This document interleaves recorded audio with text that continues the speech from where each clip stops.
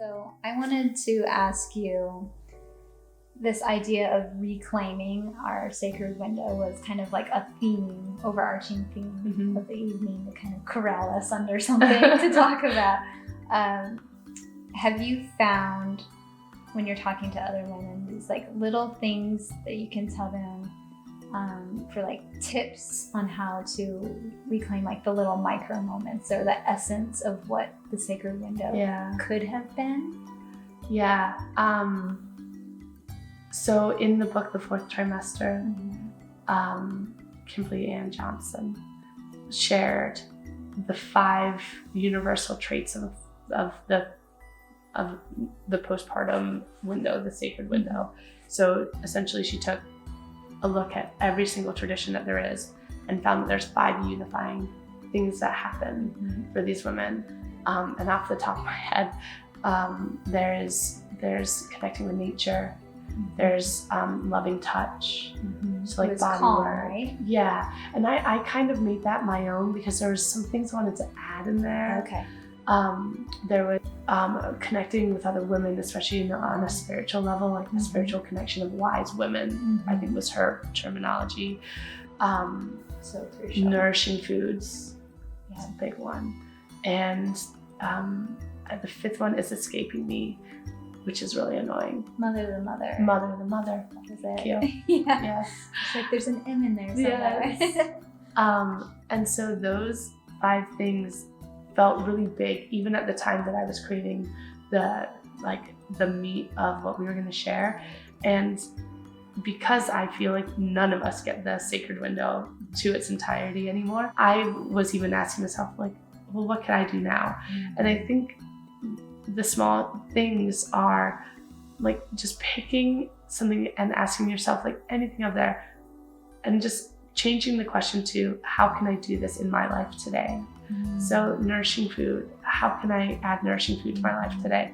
And that will help you go for the tea, that will help you go for the like living food, the food that has vibrancy to it, or the food that just like feels like it's going to resonate. Like we all kind of have that sense, as opposed to the food that like maybe like craving, but it's different. It's different when you like really ask the question. And then the big thing that comes up for me is like connection. Yeah. And that was, I think, like the big theme of it all was connecting with other women who are on the journey, and they don't even have to be on the same place on that path. You just need to have that connection of women on the motherhood journey. And it feels like we're in this together. Totally. And it's so much easier to kind of like adapt things into your life that feel a little bit uncomfortable when you know that there's kind of like this support system there to kind of like catch you. Yeah. And something that's really so small that helps us bring back that essence is breath. Yes. You don't have to go anywhere to just like tap into your breath. You can be at home, you can be nursing your baby, you can be in the shower, and just like consciously bringing attention back to the breath and your body. Yeah. Instead of that head space that's swirling as a new mom. Totally. And then, like you were saying, connection can come in so many different ways. Yeah. It can come in a MamaCore movement class where it's something that's a little bit more organized, getting you outside of your home, or it can come in a form of a phone call. Yeah. Like something really simple just to connect with another human being outside of your baby or your mate. Can I make a note on the breath thing? Yeah. Because the physicality portion of MamaCore, I feel like this is a huge piece of it. I felt so broken down after birth that I knew like I needed something to truly build me back up. And when I went out searching, and everything from yoga to the like physical rehabilitation practices that there are out there, they all have the same concept that was so clearly the opposite of what the internet was teaching me. So the internet teaches us to like suck in and pull our belly to our spine, and to do exercises where we're like exhaling, pulling the belly button in and going, and how that's gonna heal our core. And that's so not counterintuitive. And it disconnects us further from our breath. So when we talk about bringing the breath in, it's an allowance of the breath. It's not controlling it.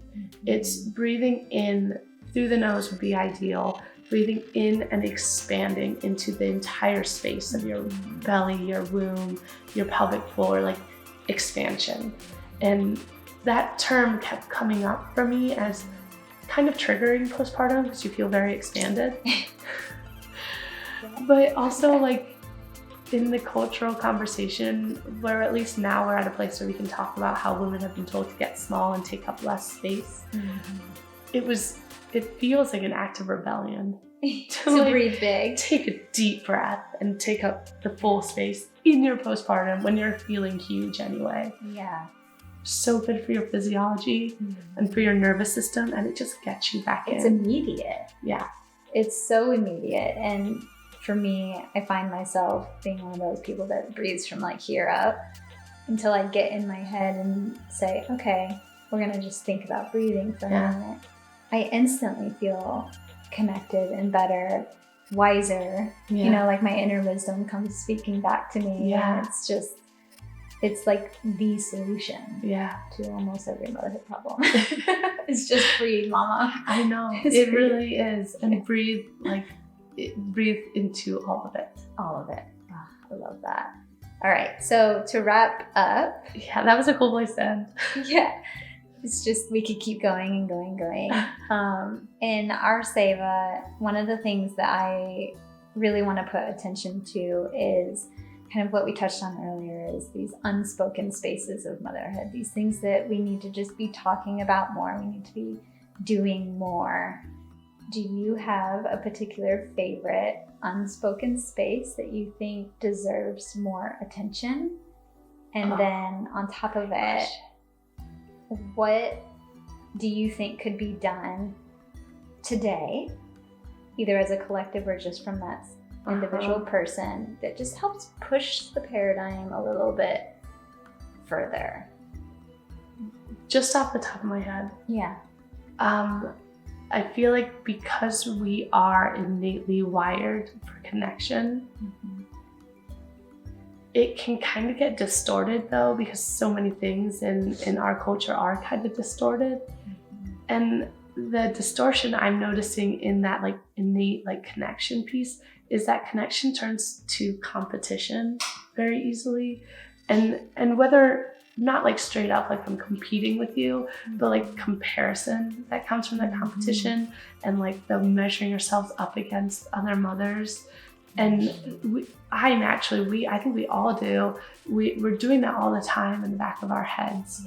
And I think the unspoken space is acknowledging when we're doing that comparison game and breathing into the full expansion of that. Yeah. And just coming back, dropping back into our body. Honest moment. It's like, is this really what I want to say? Because I find that we often kind of banter as mamas. We just like, that's our way of connecting. Yeah. Is to talk about the things that aren't going right or the things that feel uncomfortable, but more on a little bit of the surface level. Yeah. When we drop into our breath or we move our bodies or connect with one another in the flesh, like it kind of strips away this filter that gets put on like social media conversations, like on motherhood channels and things like that. It's a really authentic way to push a conversation forward without this like layer of judgment or like being too critical. Yeah. Like, she's doing it this way, I'm not. Yeah. You know, like all of a sudden we're tail spinning. Or did I do this right? Am I doing this right? Yeah. But I actually wonder if that now leads to that original thought of like dropping into your body. So like however we can, if we can come out of like that constant chatter in our brain, which everything's kind of set up for us to stay up here. Right. But if we can intentionally breathe, Yeah. or do a movement practice, Yeah. or just like feel the feeling of ourselves seated in this chair, or our feet firmly connected to the ground, and come back into the body, that's when that connection can come back. Because when we're up here, we can't connect on the heart level. We're just connecting in this weird, like, Absolutely. We're swirling. yeah, we're all just swirling, and no one's saying me to do. Well, thank you. Thank you. There will be more of this. I so hope so. Because we're just getting started. We frequently talk about how we're feeling incredibly called to having these conversations. And we don't know why. We don't really know why. We're kind of introverted, like... Totally awkward. Yeah, we don't know how to do this, clearly. We both have daughters. Mm-hmm. So we're doing this for our daughters. 100%. We're doing this for the next generation of women to be able to speak freely without the filters. Yeah. My hope is that my daughter has mama circles as like a norm. Yeah. Like In that's the just what school you system. do. That's just what you do. Yeah. So this is the start of it, and I'm really excited. Oh my gosh, cheers to Cheers that. to that.